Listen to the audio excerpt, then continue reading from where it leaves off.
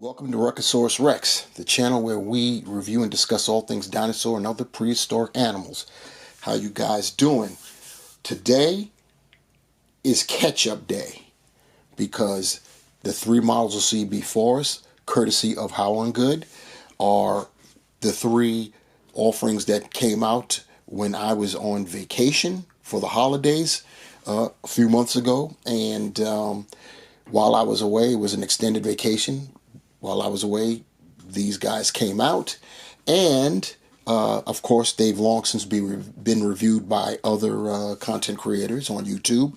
So I figured, with the communities been there, done that, and ADHD mentality, you got to get in there quick. I figured, what's the point? And besides, other offerings from Haolong-Good had come out since my return from my vacation, and I got off into them, the likes of Brachiosaurus, etc. And I just figured I may as well take this time to open them up, because they're not even opened up. I haven't opened them up at all. So this will be the first time that they will be unveiled to the world, and I figured since I'm going to open them up for my pleasure, I may as well include you guys too. So that's what we're going to do. Since there are three of them, we've got the Utahceratops, the Majungasaurus, and the Styracosaurus. We are going to go ceratopsian, theropod, ceratopsian, or if you want to get even more technical, ceratopsian, abelosaurid, and ceratopsian. So there. First up is the Utahceratops, the green version. As always with Haolong-Good, they put out at least two different color schemes for their models.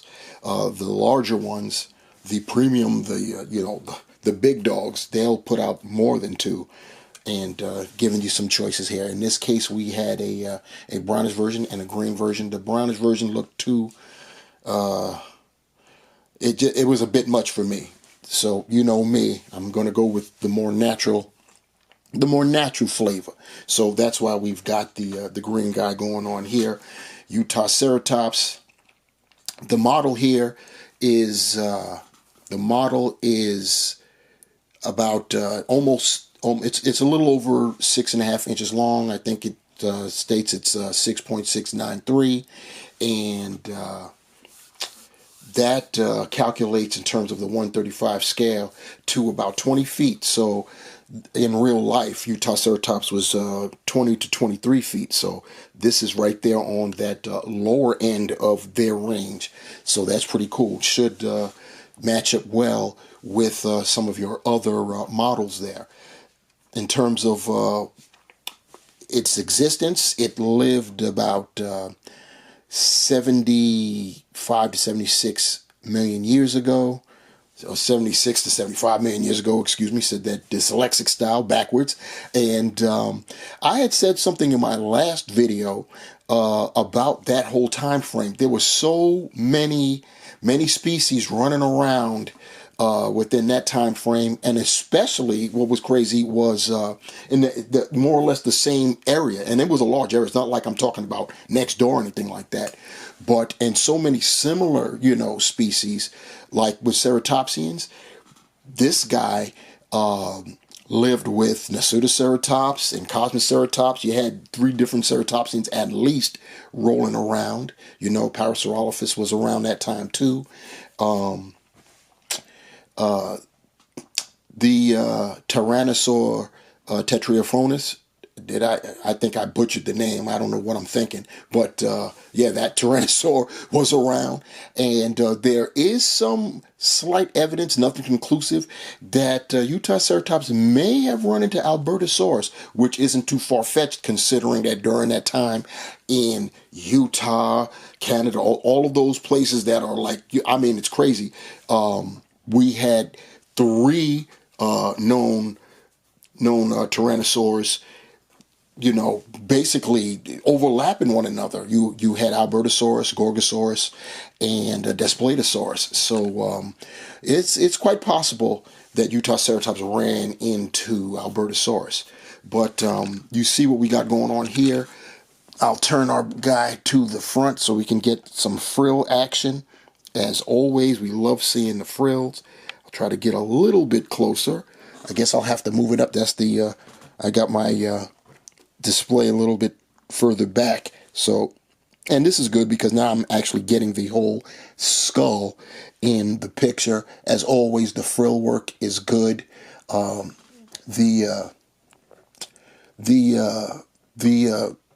trying to say the brow horns. There you go, the ones over the eyes.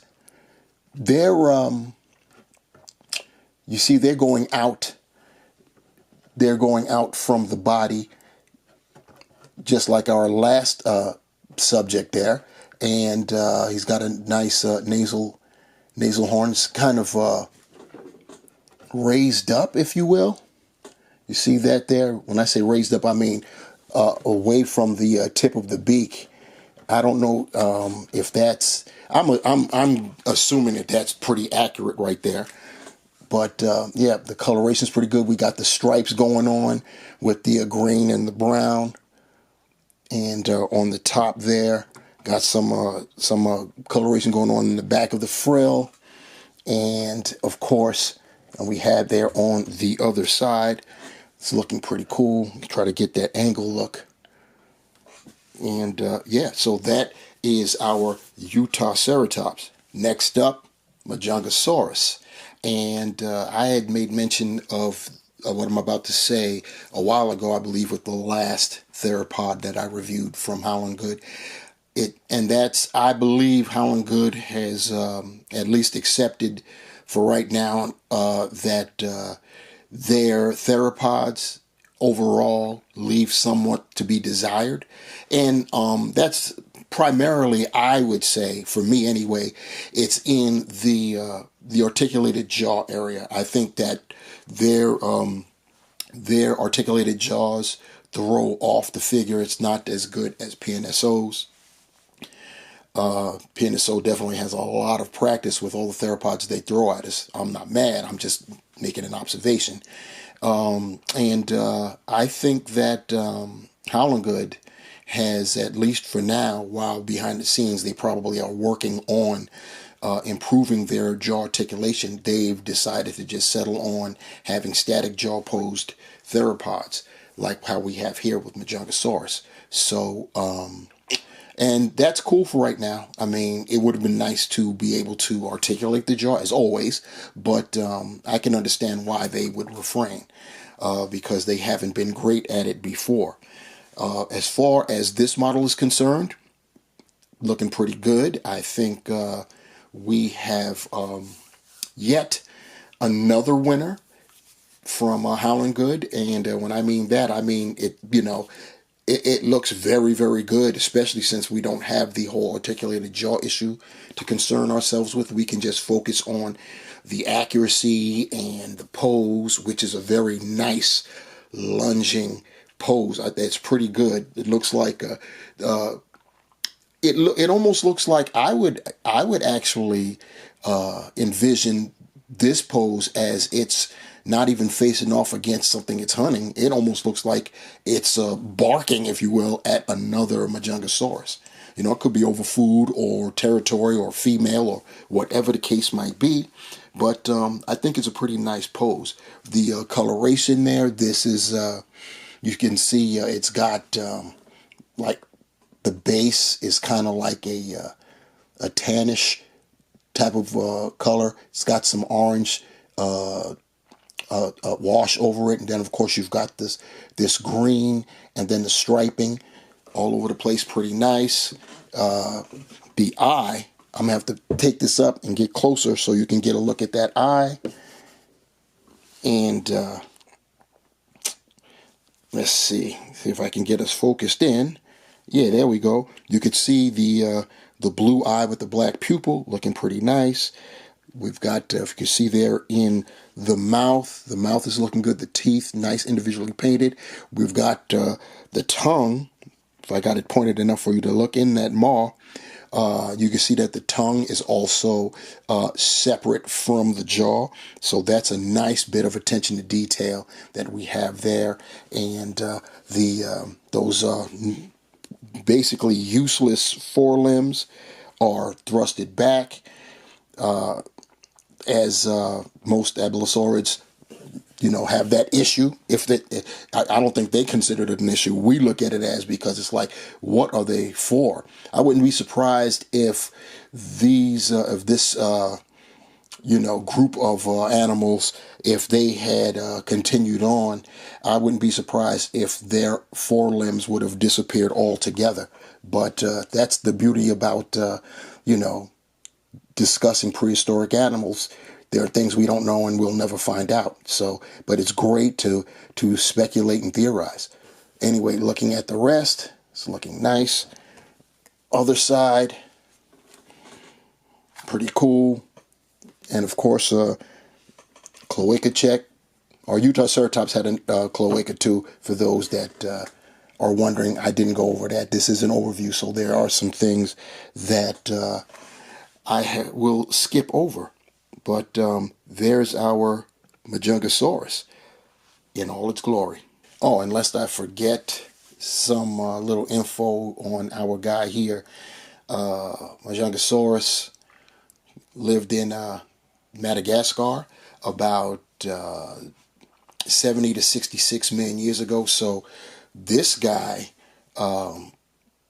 he was around for a pretty long time, and he existed all the way up until the very end of the Cretaceous period. That's something. So, like I said, if they would have been allowed to continue, I have no doubt in my mind, we would have seen species that were armless, so to speak. It could grow up to about 23 feet long.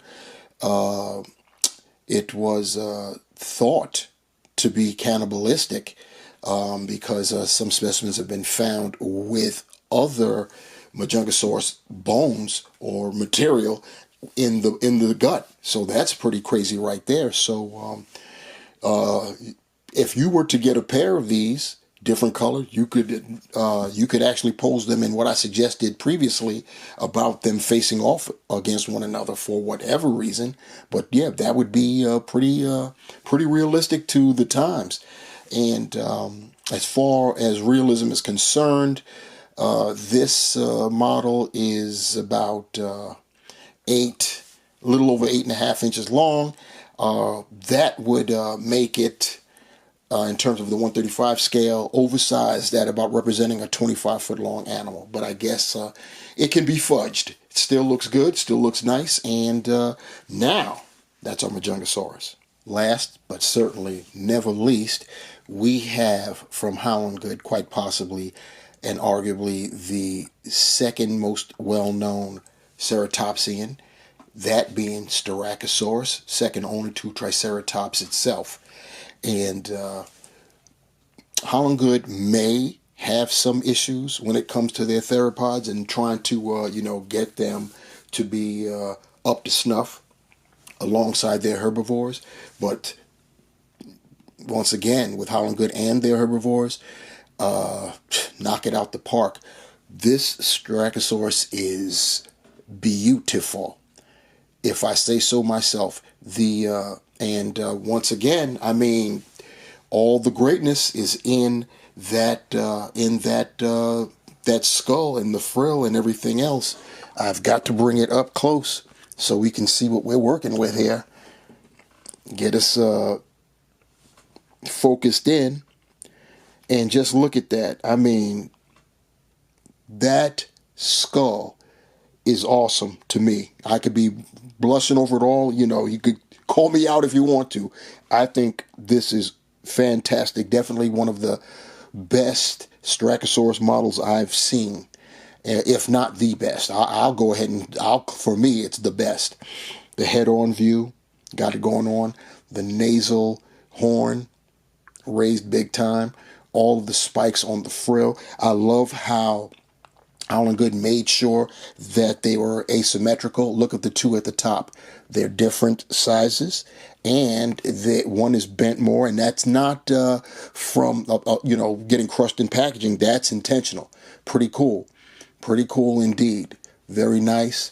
The eye is yellow with the black pupil. I failed to mention about the Utahceratops. The eye was also yellow with the black pupil. I think that's what they do with the herbivores, and their theropods have the blue eyes. I'll have to look at more to see if that's correct. But this guy is awesome. Awesome. Very nice. It's got the brownish coloration for the brown. We've got the striping there at the top. And everything is just nice to me about this particular model. I love the pose. I'm going to get him so we can see him straight on like that. And let me get him a little bit angled. Looks a little bit more dynamic when they're angled. And speaking about the dynamic aspect of this model, the pose is very nice. It's trotting along. Its head is up, like it's going somewhere with intent. I love seeing that. It's a very nice pose. Go along with that the pose and that whole skull and frill section. This model is definitely top notch for sure. Since it came out near the end of last year, I'll say that it was one of the better models from Haolong-Good for 2024 for sure. This is very nice. Little info on Styracosaurus. It existed around that same time. I'm telling you, that 70, 75, 76 million years ago time, and in the same, general areas, is unbelievable to me. It lived alongside Corythosaurus, Parasaurolophus, predators, Gorgosaurus, and Displetosaurus, and possibly Albertosaurus too. It's just incredible. Edmontoni, I believe, was one of the ankylosaurids that lived around it. I may have that mistaken with a different ankylosaurid, but rest assured, it lived around a bunch of other, it's just crazy. Griposaurus, that's a hadrosaurid, unbelievable. It was about, it grew from 16 to 18 feet long, and this model is coming in at 5.9 inches, as I recall, just under 6 inches, and that calculates out to right smack dab in the middle at 17 feet, representation for this animal of what it would appear like in real life. So yes, once again, very nice Styracosaurus. Here's our 1/35 scale human, so you could see how these guys measured up against a human being. And now that I've phased the human being out, so we can use this as the end shot. Plus, I need a thumbnail anyway, so this is a good picture to take for that very reason. And to sum all this up, this has been an overview of 3 of the final offerings of 2024 from Haolong-Good that I did not review, and figured I'd play catch up because I wanted to open up and look at them anyway. I'm glad I did. I'm glad I brought you guys along to see these models along with me. They're all very good. Basically great. The Utahceratops is definitely a treat. Nice large size. They were some thick boys back then, and girls. The Majungasaurus is very nice, and it was a pleasure to see, to basically see that Haolong-Good has, at least in the interim, accepted that their theropod work needs work, and they've given us, they've just gone to having static jaw posed theropods, and I'm here for it until they can improve. This is great too. Before the advent of articulation, this is how we used to get our theropods and every other species in our model form, no matter what the company was. So this is pretty cool too, and I'm quite sure somewhere down the line we're going to get the return of articulated jaw work from Haolong-Good when they've improved in that area. And for me, the Fils de Resistance, it's the Styracosaurus, for real. Just a beautiful, beautiful model. That skull, the pose, it's all good. Very, very nice. And I am happy to add that to the collection. So what do you guys think? It's been an overview. You know, we didn't do a crazy deep dive. We did see enough, though. I think we saw enough to appreciate the goodness from Haolong-Good, the Haolong-Goodness, as it were. So, yeah, let me know in the comment section below. Like, share, subscribe, and we will be back again. I don't know what's coming down the pike. Since Spiculapius, which was my last review, and I failed to say the name when I was comparing the Utahceratops' brow horns to the Spiculapius. They both face outward. That's basically what I was trying to say. Caught up to myself now, so there it is. And yeah, that's about it. So until next time, I don't know what's down the pike, but something will come, and then I will go, and we will all be here, and I'll bring it to you as soon as I have something to bring. So until then, guys, take care.